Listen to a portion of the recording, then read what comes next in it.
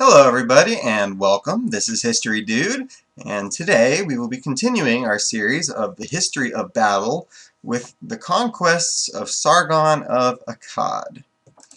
Now, Sargon of Akkad, this may or may not be a picture, not a picture, depiction of Sargon of Akkad.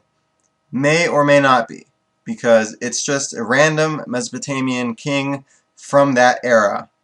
And since Sargon had such a mighty presence, we kind of just presume this is him. But Sargon of Akkad was the first military adventurer to carve out an empire by conquest. And this is the empire that he carved out. And as you can see, much bigger than any of the small city-states. You see that little tiny dot that says Kish? That's a city-state. Now, you were lucky back in those days to capture 1 or 2 city-states, maybe 3, if you wanted to call yourself, a king. You're a king if you had 1 city-state, but, I mean, if you had 2 or 3, you were like a really good king. But Sargon took that policy and he went crazy with it. He just captured every single city-state he could. He went as far as he could, and this is as far as he got.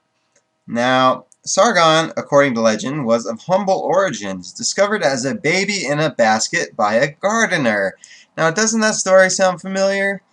Now, he founded his own city at Akkad, the exact site of which remains unknown. From there, he conquered the powerful city of Uruk and all the other Mesopotamian city-states, from Ur in Sumeria to Ebla in Syria, creating an empire covering roughly the area of modern-day Iraq.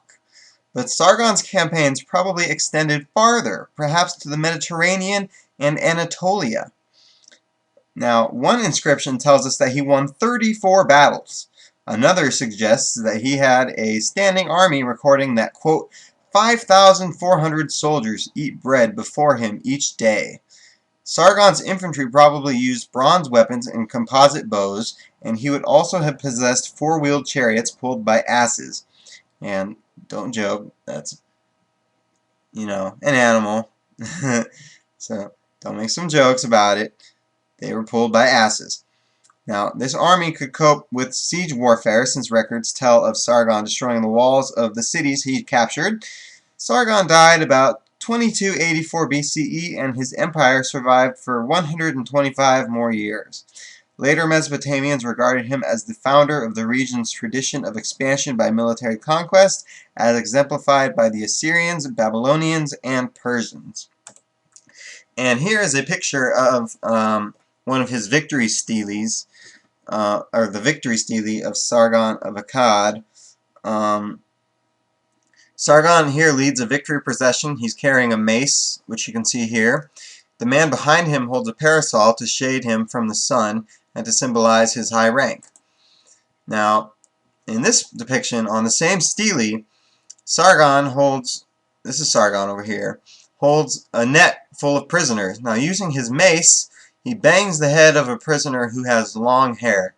Now, the nationality of the prisoners in the net is not known, but to the right is a partial figure of a deity. It has been tentatively identified as Ishtar, the goddess of war, but it is actually a male god because his fringed robe is typical of male attire, and Sargon is standing right beside him wearing the same kind of robe.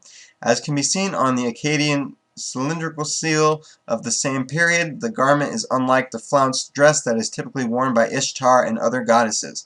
So this is actually Il-Aba, a war god. Part of his name is shown in the fragmentary inscription above Sargon's shoulder, right here.